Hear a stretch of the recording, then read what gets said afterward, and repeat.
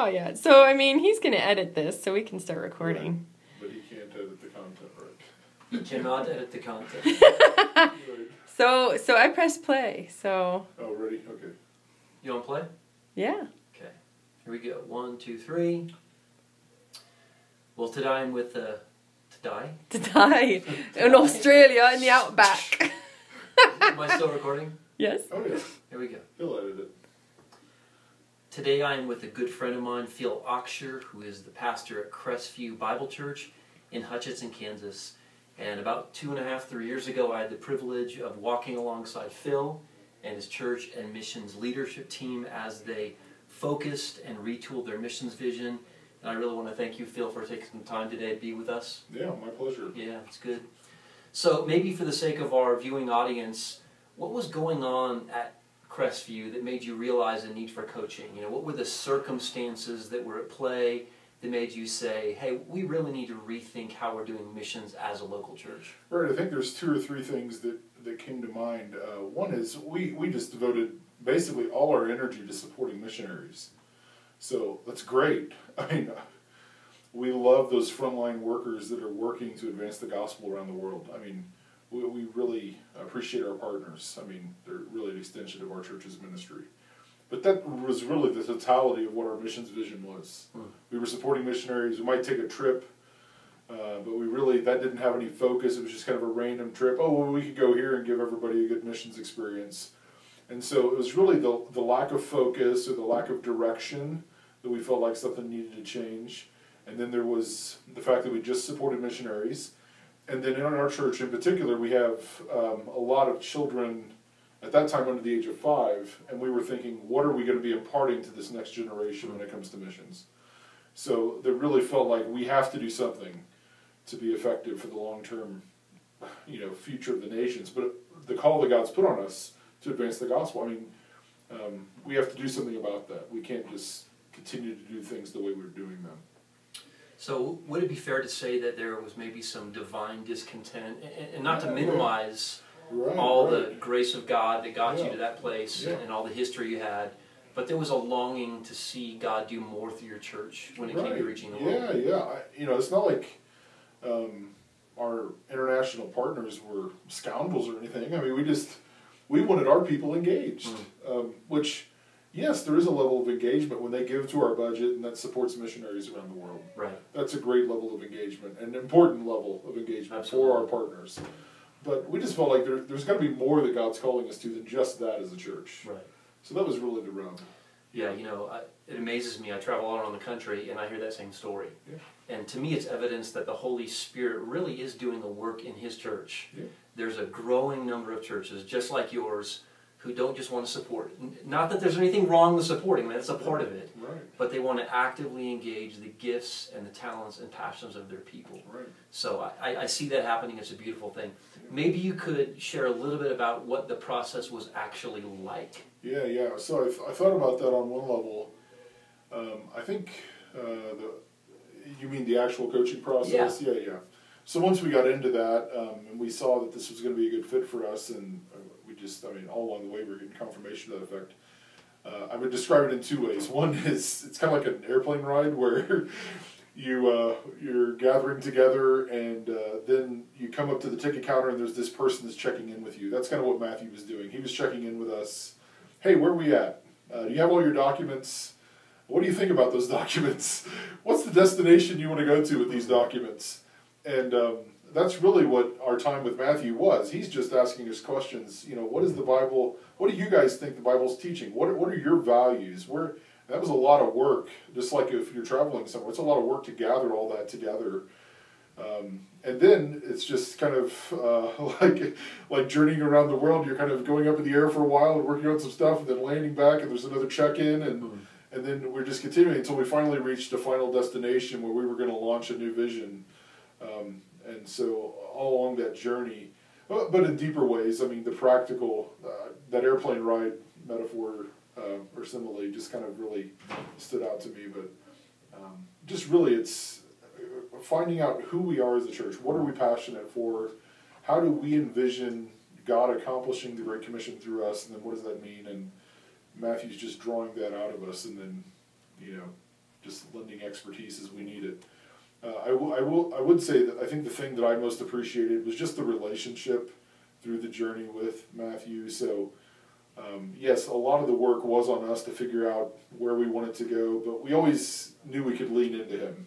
We always knew we had someone with us that we could call, and that's what makes the coaching process valuable. I don't think there's anything magic about like what we found. Like most everybody knows the scriptures teach certain things, and maybe even churches could come at these values on their own. Mm-hmm. But having the ability to lean in with some expertise and, well, what about this? Have you thought about this? I mean, those are the helpful moments that really God used to clarify for us a direction.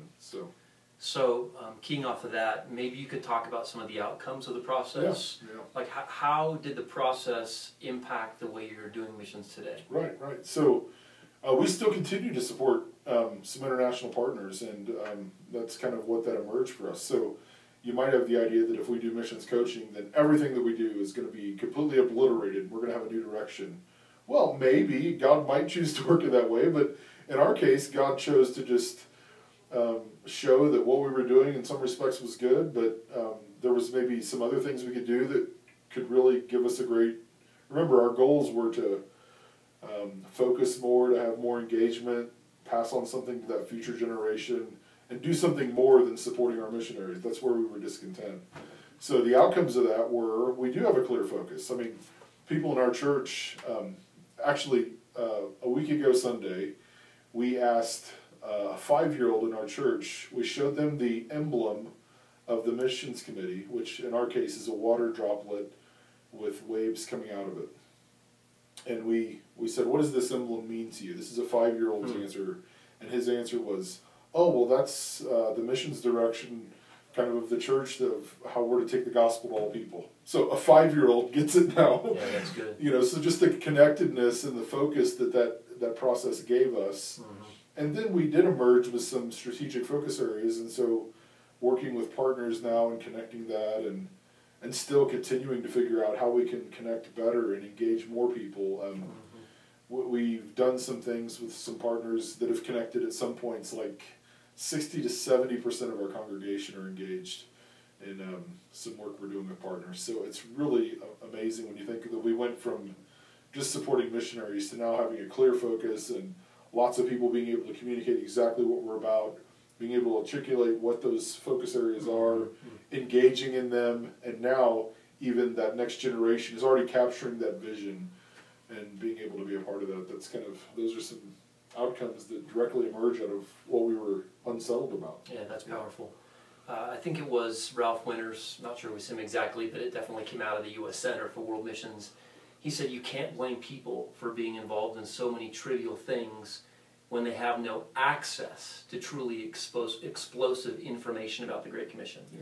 And his philosophy was the church often isn't involved in missions not because they don't want to be. There's just no clear vision, or there's no clear opportunities to touch the work. Right. And as you describe what happened, I think you had a clarifying vision, and then you had these opportunities for kids to engage and seniors to engage and everyone in between. Right. I think that is the case, so, and we continue to think about ways that we can engage. So we have a cross-section of our community might not be on Twitter, but we still have ways that they can connect. We have young children that, maybe can't go to the front lines and be a part of a short-term experience, but we're finding ways to involve them even at this moment. So, I mean, it's kind of an amazing thing. And we still continue to kind of marvel at that and wonder, how did that happen? And it comes back to this journey of this process that we had where we set apart time. So putting on my theological hat for a second. Yeah, good. In the book of Acts, like we move over years in the span of a verse. So we think like Paul gets saved and he immediately goes and ministers to the Gentiles, and that's not the case. We know from Galatians that he was in Arabia, and there was clarification of the vision where the Lord said to him, I'm going to teach you the gospel, here we go. And so in one verse, there's like a span here of time. A lot of times in church life, we get real unsettled, like when we have to take any time to consider vision. Right. So like, we're not doing anything. We're just thinking about vision. This is such a waste of time. Mm-hmm.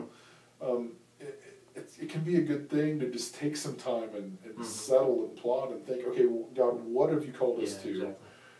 What kind of, what are the unique ways that you've suited us as a local church to do the Great Commission? I mean, it's unique for all of us. I mean, so just taking time to consider that is a profound moment of Psalm 46:10. Be still and know that I'm God. I will be exalted among the nations. I will be exalted in the earth. When we take time to pause and listen to God's heart, what do you want? Where do you want us to go? What do you want us to do? He's going to answer that, and it's going to be a plan of the nations, of his fame just crashing on distant shores. It's, one of the refrains that we use a lot in our missions vision. So it's the waves of grace crashing on those distant shores. It's God doing something, and it's because we took just a short section of our life in the span of eternity. We took 6 months to consider, God, what's your word say? What's your word dictate for how we do this? And now it's just reverberating, grace upon grace, wave upon wave, just crashing. And God's using us, and we just, wow, this is amazing. We get to be a part of this. That's what that process was. That's what the journey is. I mean, just fleshing that out. You mentioned Psalm 46:10. That there's a kind of a axiom that we use a lot. You probably heard me say it in the midst of the process, and that is that knowing comes before doing and shapes doing. Yeah. And churches want open package, mixed ingredients, instantaneous results. But the truth is, that's why they have the shotgun approach to missions. They've never gone through a process of knowing the heart of God, our role in God's mission, and then letting their actions flow out of that understanding is really critical. So let's close with this. Phil, talk to the missions pastor, the missions leader, the church leader.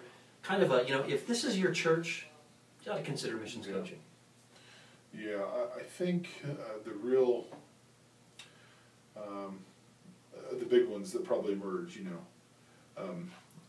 would you like to see a greater focus around your missions vision? Okay, let's maybe say you're a missions pastor, because I've talked to some of those at different conferences. Most of those guys are just tired of being the drum beater for the Great Commission.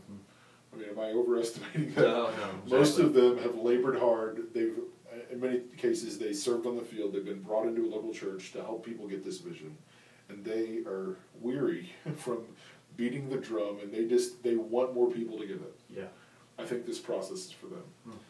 I think there's people that, I think there's a lot of churches that want, Matthew and I were talking about this earlier in the day, the percentage of missionaries that are called under the age of 10, where God begins to settle in their hearts and put in them a heart and a passion for the nations.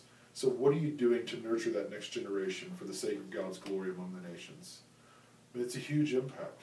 I mean, what would happen if you took a strategic focus and teased that out amongst your children ministries or your youth ministries? What would be the impact of that for eternity, for God's glory among the nations? What would that look like?